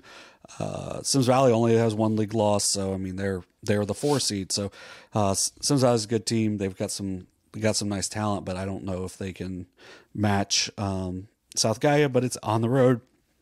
You got to go through Wayne National Forest to get to Willowwood, so have fun with that. And then they got at Notre Dame on Saturday. More than likely a district championship preview. Yeah, in that one. So I said it on the stream, and I'll say it again. That's going to be a game I'll be interested to see the outcome of, because I mean Notre Dame has been a powerhouse at least in our coverage area, in Division IV girls for who knows how long. Yeah. And here comes South Gallia. Now they've been doing it in Division IV, not really in our coverage area, so we haven't really been as familiar with them as we are now. But I haven't seen Notre Dame, so it's hard to They're good. gauge. They're I good. know I know they're always good in girls, but I don't know. Well, they've got a little more size. Especially with Clary out. Yeah, they've got a little more size, and they use that size really well. They play slower, so it'll be a nice matchup of, Speed versus size. yeah. Of. And, Notre Dame's very skilled as well, so I think those are going to be some really good games. Yeah, I don't feel like I can make a pick just because I don't know a ton outside of the stat sheet for Notre Dame. So we'll just wait and see. Yeah, And then they're I've seen them both, but I feel like this is going to be a game Yeah, I'm looking at when I'm filling out my bracket for Yeah. the Division IV girls tournament, because I'm going to need to know what happens here at Notre Dame, because, like you said, a good chance we see these two in a district final here in a couple of weeks. So yeah, it should be fun. All right, let's break down some conferences for the girls. This will be a little go faster. ahead and wrap up the FAC. Congrats, Jackson, on I think their second straight league title. I don't know if they won the gold ball last year. They may not have. feel If like we would have streamed a game, they would not have won that game. No, last year. I apologize, Jackson. But you are welcome for us not doing any league games. Yes. We kept you in the league race, but outside of the league, we did not do you any favors. Yeah. So congratulations to them. That really talented team. I'm going to see them on Wednesday, which I'll talk about. Maybe in the preview. apologize while you're over there. Yeah, I Maybe might. try to amend our relationship with Coach Walburn. So Yeah. no, we're sorry. We don't know what the problem is. Right. but we're like, I kinda bad, said like that a to- bad omen. I kind of said that to Coach Williams with Fairfield too, because that's kind of the same on the boys' side. Is it? Yeah, because they've not played well when I've been there. Oh, because I think we've only streamed them once. Yeah, but- they're 2-1, but they were. Well, the Eastern Brown game you said wasn't great, but they ended up pulling it out. Right. and I don't know what the other one was. It was Western that beat them by 3. Yeah. Last year, This year. Western beat Fairfield by 3. No, Fairfield beat them by 3. beat Western by Yeah, okay. but they didn't play very well. yeah. Yeah. All right, move on to the MSL-Buckeye. A little bit more on the line here. Circleville still unbeaten. They draw, I think, the 3 seed. 2. 2 seed. I was going to say, I thought 3 might be a little low for an undefeated team. They draw Well, the 2 seed. Sheridan's also undefeated. They're the 3. Are they? Okay. But that looks like, obviously those are the 2 top seeds in that side. So, as of now, it looks like that's probably going to be the district final, but both teams still have to get there, and it's a little bit tougher for Circleville, who, as we said, currently isn't the same team they were, a couple of weeks ago. And Edgington was really, I didn't realize how much she was averaging for them all around. 6'2" lefty that could do a lot of different things. Freshman. Yeah, which is freshman. crazy. We're going to be seeing this for the next 3 years. Let's hope so. It's just speedy recovery for her and whatnot. But they're 11-0 in the league. They play at Liberty Union on Tuesday, which I feel like very winnable for them. But And they beat them 44-8 the first time. yeah. Then it gets tough because the 2 teams that are behind them, Bloom Carroll and Taze Valley, they host Bloom Carroll on Saturday, then they're at Taze Valley next Monday. So by the time our show gets out next week, we'll know what ends up happening in the league. But Bloom Carroll 9-2. But So not necessarily. right. Because our Monday, we record on Monday, Right. so we won't know the Taze Valley game. But Yeah. Bloom Carroll 9-2, so they're 2 games back. They still have a chance. They've got Hamilton on Tuesday, which they should win, but then they host Taze on Thursday, then they're at Circleville on Saturday. So a big week for them. Taze Valley at Amanda on Tuesday. That's not going to be real easy because that Amanda team's still pretty solid. They're at Bloom on Thursday versus Logan Elm on Saturday, and then versus Circleville next Monday. They are 8-2, so they're going to need some help. And they would have to win out and then just hope that Bloom knocks off Circleville as well. So, it's not done, but right now, one more win for Circleville and they will get at least a share of the MSL-Buckeye, which is a very good league. All right, quickly through the OVC, not much to talk about. It's Fairland and Portsmouth tonight, so by the time this comes out, we'll know I think this is the last league game. It is the last league game. This is it, right? Win for Portsmouth, you win it outright, first time ever. Win for Fairland, you get a share, and you share a league title that you've won a handful of times. Yeah, so so it's been Fairland's league. They're still playing. They're playing at home. I know it's a 4-point game down there. I think you took Portsmouth last week. Did. Yeah, and I took Fairfield. So Yeah. We'll find out. Yeah. We'll find out. So, yeah, so, and really the teams below them aren't bad, just not nearly what those two are. I think South Point Girls is okay. I think they're above 500. That's like the only one I know, really. Yeah. Well, and we kind of talked about this in the SVC, where we went and watched Huntington play. Yeah, or Green. Southeastern. Yeah, and like these teams are pretty good. They're just when you play in a league that is so top heavy with the top two teams being really, really good, it makes it to where, it's... Well, and it's like even Adina too. Yeah. I mean, that's a team that most years win a gold ball. Right. But it's just a stretch where, and unfortunately it's not ending anytime soon. Right. Is Unioto just has, just absolute ballers coming up, and it's still going to continue. As like the 7th and 8th grade teams are stacked too, so it unfortunately doesn't seem like there's any end in sight. Right. But like if you go back maybe 4 years and plug this Adina team in there, like they probably win a gold ball and win the league. So it's just unfortunate for a lot of these teams that are really talented, but hopefully they're able to make some noise in the tournament because I think. Although, like, for Huntington in Division III, like, you still would have to play Portsmouth or, like, any other of these stacked teams. So it's a tough area. But also for Adina, Marley Halcomb. She lit it up against Unioto, didn't she? She hit a handful of threes. She kind of struggled a little bit early, but, man, once she got her first shot of the second half to fall, she was on. Well, I watched a highlight video of that game, and I swear she made, like, 5 threes in the video. In the second half. It seemed like, did she? Yeah, it seemed like she was like... Yeah, it felt like every time Unioto was about to just, like, kind of make it a laugher. Nope, she hits a couple threes in a row. Yeah. Very talented. All right, SOC 1. Notre Dame. I mean, they never lose. I mean, it's pretty much just... Big senior class, though. So we'll see. No, doesn't matter. I know. I'm just saying, we'll see. Yeah, we'll see. SOC 2, South Gallia more or less has it wrapped up. Match with Sims Valley on Thursday. Even if they lose, that would be a share. But, I mean, they beat them by 24 the last time. But, I mean, who knows? We'll see, right? And then the SOC 3 right now, Minford and West, they split with each other. Both playing teams that, I mean, Waverly I know is above 500. I think Wheelersburg is 8-10. I think is what Wheelersburg's they were when I looked. gone on some hard times lately, but it's still Wheelersburg. Well, this was a team 3 weeks ago we were thinking could contend for the league title. So yeah, and Waverly's been a lot better the second half of the year. So those games are on Thursday this week. So Minford versus Waverly, and then West versus Wheelersburg, both at home, which is good for both of those teams. But I think more than likely we're going to see a split league title there. Then the SVC Unioto clinched a share of it.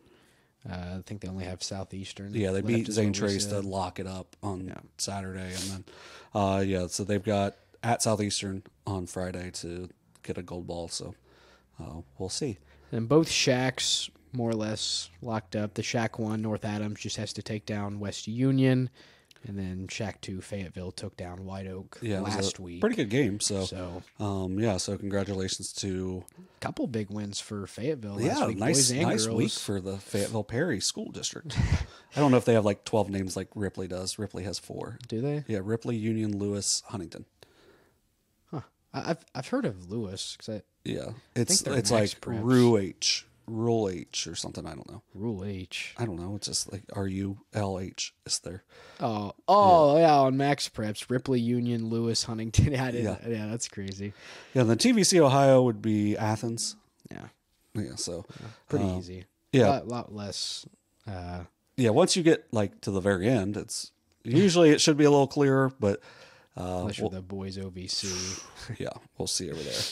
So kind of moving on to tournament seedings. Like we said, next week we're going to really go in depth on this. That'll probably be pretty much what our show is next week on the girls' side. I mean, we'll talk a little because we are doing a couple boys games next week, so we might touch on those in the beginning, but large majority of next week's episode will just be the girls' basketball tournament. And then the next week, same thing, just for the boys. Yeah, so Division II, 1 seed was Fairfield. Held on to it over Circleville. I really think, if Circleville played that taste game, they may have got enough points if they won it. Circleville is the 2, Sheridan the 3, not in our technical coverage area, but I think they're probably the favorite at this point. We seem to see them every year. Yeah, they make it that far. Well, and then they didn't graduate anybody last year from a team that was up 15 on Unioto in the district final. And like Stinson just became the all-time leading scorer at Sheridan. So I think she might go on a little vengeance tour. Yeah. I think Fairland, Unioto, and Circleville might want to watch out for Sheridan this year. Everything is opened up really well because the regional final could possibly be Southeast versus Southeast, and I think it will be. So Fairland, Unioto versus Circleville or Sheridan, I think could be really exciting for our area, and of course we'd have to go up to Zanesville for it, small-ish gym, but it is what it is, and it would be good for our area to see somebody get to the state tournament, and I think we could definitely have a chance. One of the matchups to watch for me would be Athens against Waverly in district or sectional final. Athens pulled an upset last year at Jackson, so once again, sorry, Coach Walburn, for that. But yeah, the Waverly team's been playing a lot better as of late. Athens is really talented with their sophomore group, but that's a game that you never know. The winner gets most likely Circleville, and then that's another one to watch for. I know that Circleville beat Athens pretty handily during the regular season, but this Athens team seems to be playing better at the end of the season as well. Jar Carson's there tonight, watching them in Vinton County. Yeah, Division III. Three district winners in that. So the 1 seed was Portsmouth, 2 Peebles, 3 was West, 4 was Adina, and 5 was North Adams. I believe Minford was the 6, Lynchburg was the 7. If you want to just keep going on that. So the 1 will play the winner of the 6 and 7. So more than likely Minford, Lynchburg playing to face off against Portsmouth in a district final. The 2 and the 5 are together, so we could see a Peebles versus North Adams for a 4th time this season. Peebles has 2 losses. 1 was to North Adams, but they have 2 wins against North Adams. I feel like North Adams kind of has to win this one. Yeah, you would think. And then they would have just had to pick up and play somewhere along Route 32. They'll just go out on the highway, shut it down for a little bit, a little stretch. And let them play for a 5th time. And then West and Adina would match up in a district final there. I think that would be an interesting. I think that would be. I think that's a pretty big clash of styles in that. I think that one would be really fun for us to call as well. So hopefully that ends up happening. Hopefully the best teams make it to get the most fun games, for us selfishly to call down at Waverly. Matchup to watch for there. I think South Point versus Southeastern sectional final could be really interesting. Southeastern, I would think Southeastern. They've struggled a little bit lately, so I think that was a close game. South Point played Adina tight earlier in the season, but I think that was when Garrison was out. Okay. But I think that one will be interesting. I think it was Huntington and somebody, but you mentioned Lynchburg and Wheelersburg. That could be one to really watch for as well. So I think D3 will have a little more to talk about in that. That's probably going to be the most in-depth that we'll have. And then Division 4, the 1 seed was Waterford. We've talked about them a couple of different times. I mean, they beat South Gallia, and then we saw South Gallia, and we know what that means for them to have beaten South Gallia. Notre Dame was the 2, South Gallia the 3, Sims Valley the 4. One of the big games to watch for me would I don't think the sectionals are going to be much in Division 4, but I think you get a district semifinal between Sims Valley and White Oak could be really good. That'd be a 4 versus 5. So who would play North Adams in the district semi? Would that be Waterford? No, that's a different division. Oh, they're D3. God, I'm losing my mind. It's all right. It's late. It is late. It's not late at all, but you've probably been up for a long time because you go to school at 6 in the morning. So I believe they would play South Webster, I think, but I don't know for sure. Let me pull this up real quick. Once again, probably not going to be real quick because my computer doesn't work on the Wi-Fi here. Like, it's stupid because your computer, like maybe it's because you're over on that side of the room. Maybe. Yeah, that's definitely, sadly, how things work. Sup. So I don't know why I was saying that. So Portsmouth would play the 12-13, so that'd be South Webster, Belpre. Minford would play the 7, so 6-7 would match up. Peebles would match up with the winner of South Point and Southeastern. North Adams likely would play Piketon, who's playing better, very young team. And then they would probably play River Valley or Chesapeake, so I would say probably River Valley because they'd be the 8, which could be tough because River Valley's having one of their best seasons ever. West would play the winner of Eastern Brown and West Union, and then they would play the winner of Huntington Alexander. I think that's kind of a sleeper game as well. Although Huntington's played really well lately. So really, Huntington West, that could be an interesting district semi. Adina would play most likely the winner of Fed Hawk and Nelsonville York. Fed Hawk beat Nelsonville earlier in the year, but Nelsonville also has a big-time player in... Era Levy. There we go. That way I don't say her name wrong. Better safe than sorry.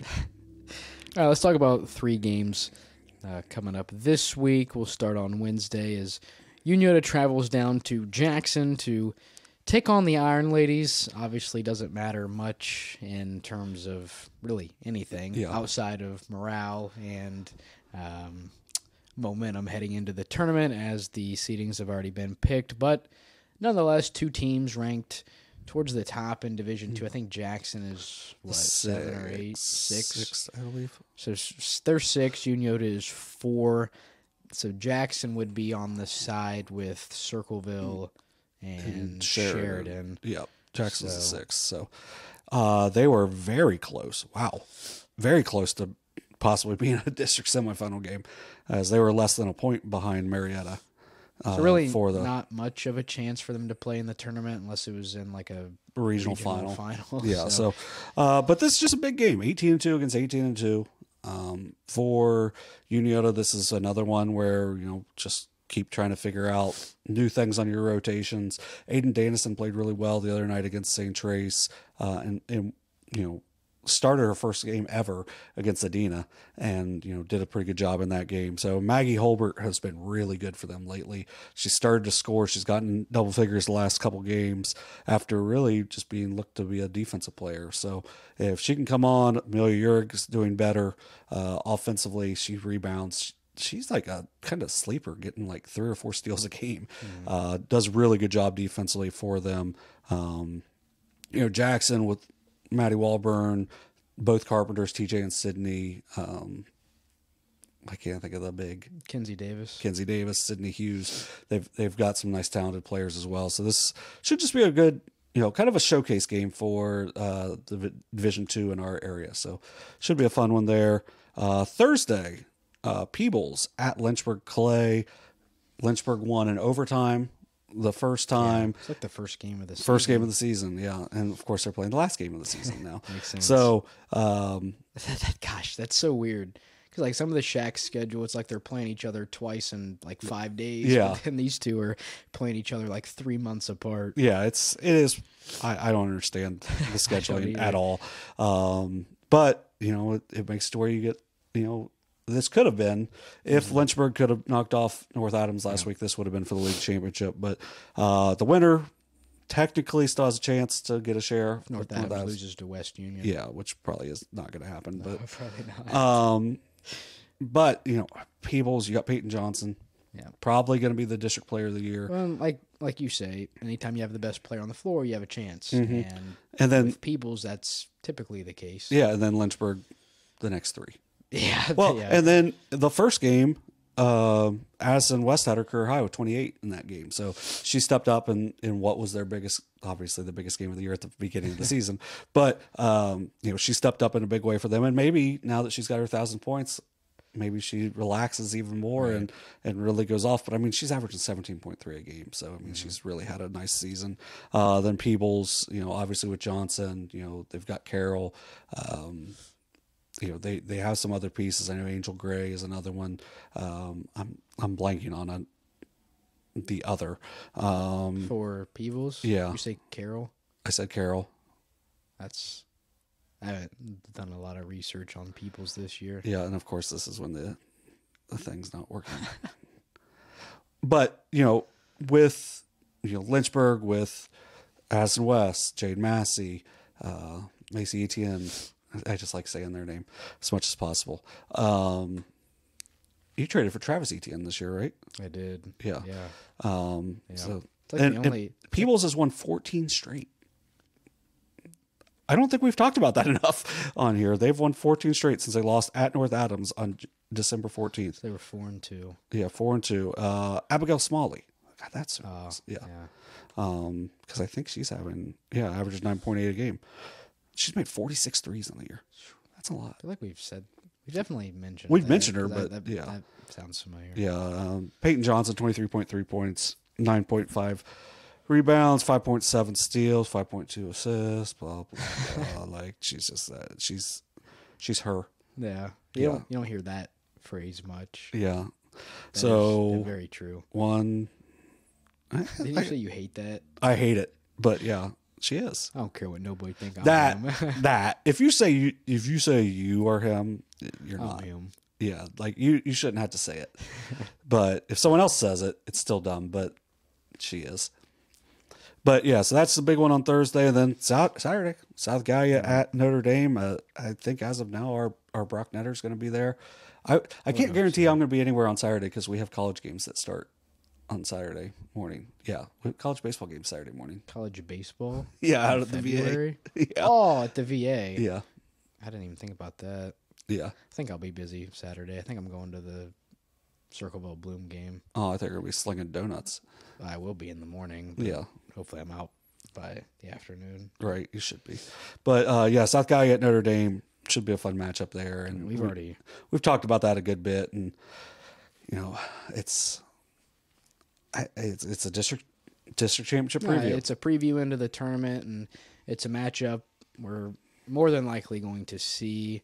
So, I mean, it'll be interesting to see if the same team wins twice or if they even play twice. I mean, you never know. I mean, the tournament, crazy things can happen in the tournament. We've had double-digit seeds reach district. I mean, that one year with Unioto and Gallia was like an 8 and a 14 or something ridiculous. So, I mean, you never know. But as of now, it looks like we'll see this matchup twice in a matter of, 3 weeks. So, yeah, I mean, they're two powerhouses in D4. Like I said, I haven't seen Notre Dame girls, or boys for that matter, but I haven't seen Notre Dame girls in person, so it's kind of hard for me to make a pick. But I've seen South Gallia, and they're impressive, so I mean, this will kind of give me a glimpse onto really how good Notre Dame is, because I'll see how they do against a team I've seen this year. So yeah, and this Notre Dame team, like I said, they play a different style than South Gallia, so it's going to be a pretty interesting matchup between the two, just to see a conflict of styles. Gracie Ashley, 16.2 points a game. There you go. Leads the way for Notre Dame. So she's one of those players that is just very solid all around. Ella Kirby, she's going to go play in college for a reason. Really good shooter. Strickland. I'm trying to Hicks, they've got some nice. Ball had a really good game on Saturday, so it's a team that they can shoot, they can really do it inside. I think it's Kirby's making 40% of her threes on the year, made 38. Because I remember when we talked to Coach a couple years ago for the tournament preview show, and I'm sitting there doing research because I'm I don't know anything about them. I start pulling up, I'm like, oh my gosh, they all can shoot.